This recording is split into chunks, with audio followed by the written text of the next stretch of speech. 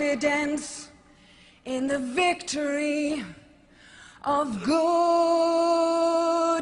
over evil.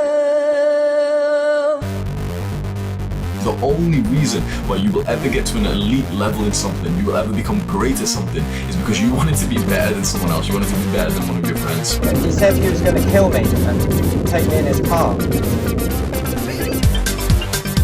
Oh my God, she has a husband.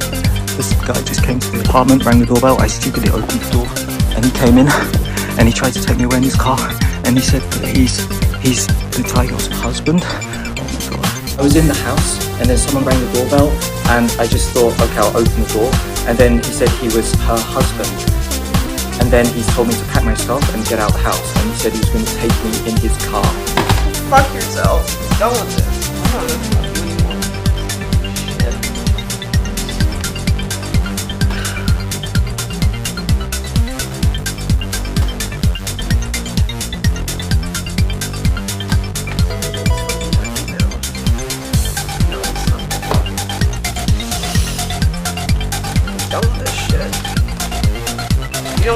You want me to tell them I'm single? It's about to be true. Piece of shit. Go fuck yourself.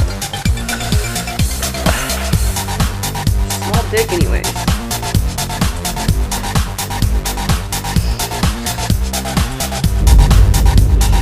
He don't want me.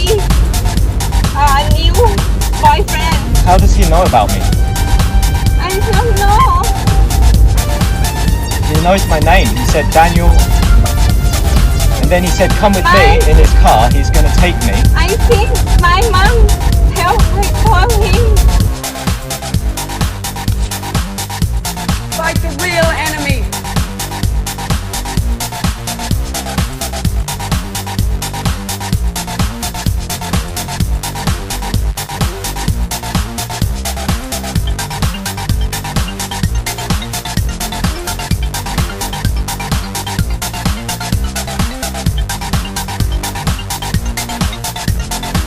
This video deals with the two greatest taboos in coping with Judaism and Jewishness, in coping with Semitism and anti-Semitism in the 21st century. One, if you are born Jewish, you're not special.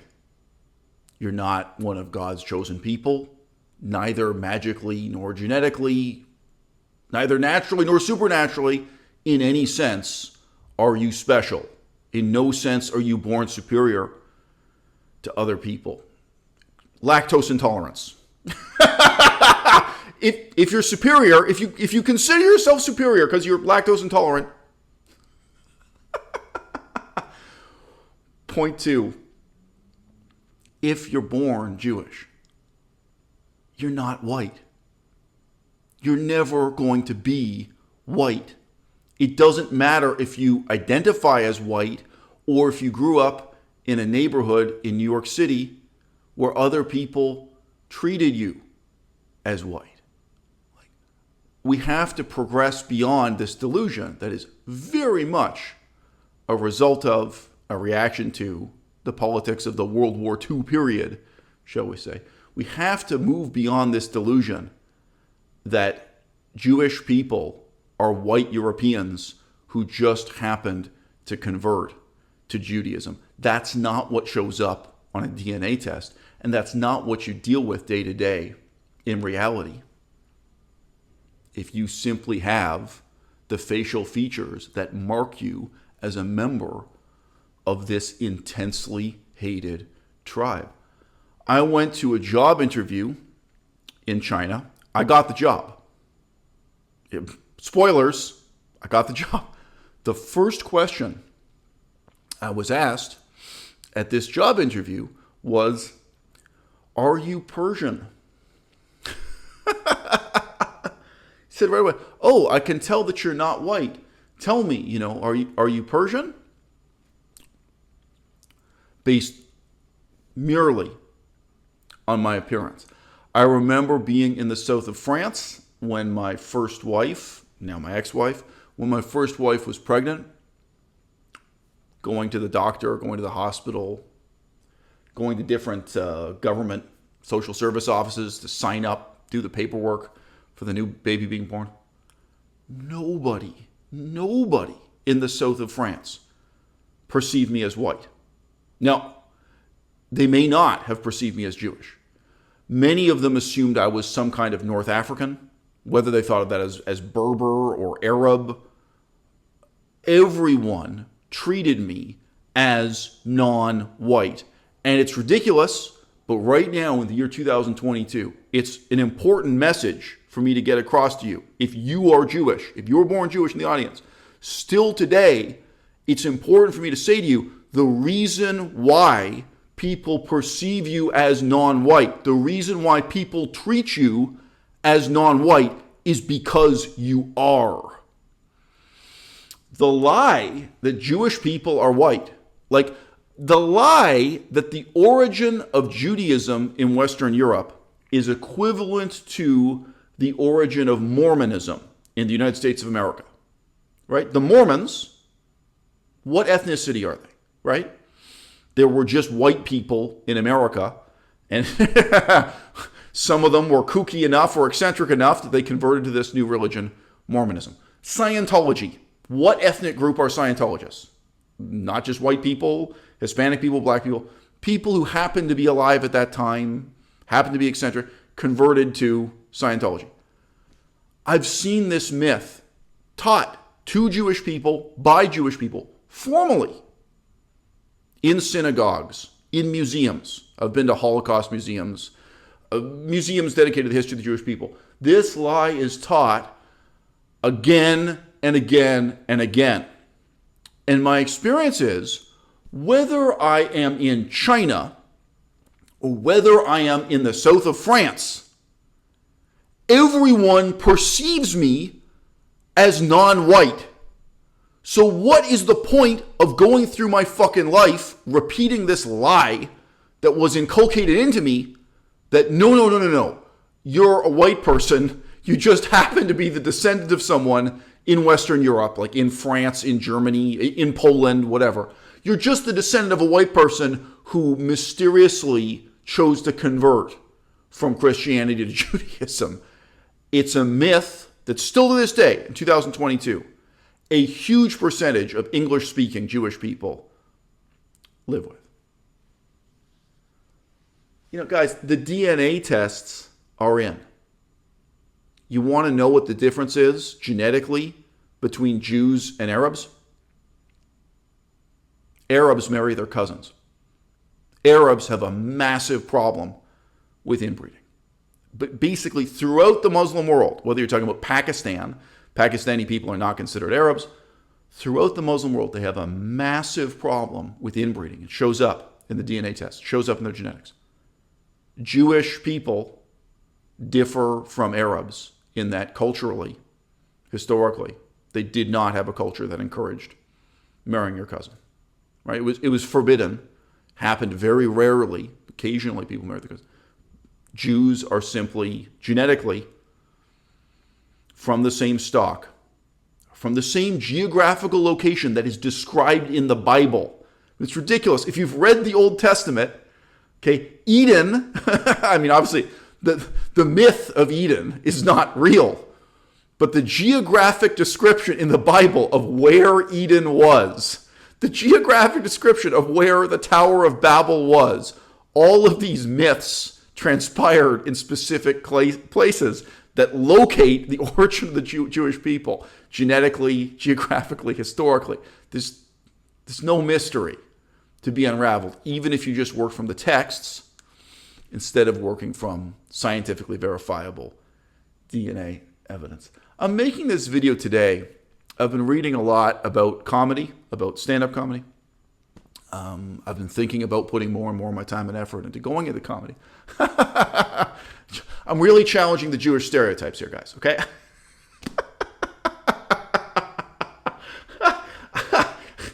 I think every single field I've been in is a Jewish stereotype. And people were always telling me I should go into the stock market. They're like, look at you. Come on. You're Jewish. You're brilliant.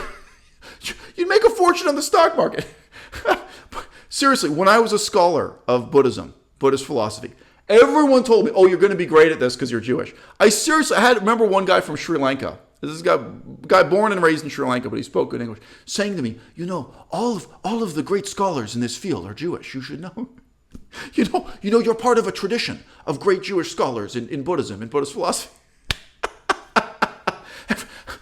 I keep trying to run away from the Jewish stereotypes, and I end up trapped. So I've been looking into going into comedy writing, comedy filmmaking, stand-up comedy. And I heard this anecdote about Lorne Michaels. So if you don't know, Lorne Michaels is Jewish. He comes from exactly the same place I come from. Lorne Michaels went to the same university I went to. Lorne Michaels went to the same junior high I went to. We did not go to the same high school, but I knew where it was walking distance. The neighborhood that dominated Lorne Michaels' childhood, where he grew up, the center of his world in Toronto, it wasn't the neighborhood of my childhood, but it was one of the neighborhoods in my childhood. To give you an example, the first serious job I got was working at a Starbucks right in that neighborhood where Lorne Michaels grew up. And in case you didn't guess, Lorne Michaels is a stage name. His actual family name is a distinctively Jewish name, and he chose, for whatever reason, to adopt the stage name, the nom de guerre, Lorne Michaels. In case you don't know, the stage name I chose, my nom de plume, my nom de guerre, it makes it more obvious that I'm Jewish. This is related to all the issues discussed in this video. Anyway, so Lorne Michaels and I, both Jewish men, grew up in exactly the same, at least exactly the same neighborhoods in Toronto, and we were prisoners of the same educational institutions, the same bad education system. I assume we have quite a lot in common, despite the fact that he's a few decades older than me. This anecdote concerns the notorious night when the famous singer Sinead O'Connor, at that time a famous, successful singer, she got on stage and made a totally incoherent political statement and then held up a photograph of the Pope and tore this photograph to pieces in front of the audience. So the anecdote is this. The anecdote comes from a guy who says that he would routinely stand next to Lorne Michaels and pour the beer for Lorne Michaels when Lorne Michaels was monitoring the live performance of this TV show, Saturday Night Live. Well, Lorne Michaels was monitoring it during the performance. So Lorne Michaels sees this notorious, ridiculous, politically shocking event as it happens. And according to the guy who pours his beer and stands next to him, his response was this. Irish.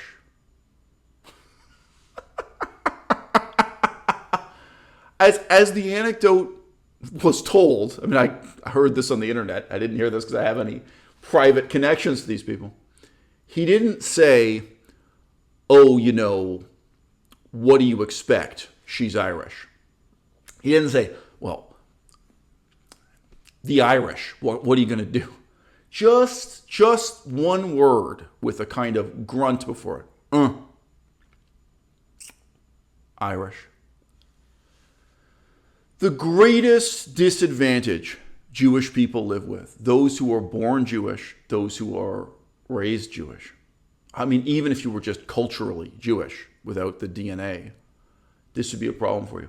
The greatest disadvantage we have is this notion of your innate superiority that's inculcated into you.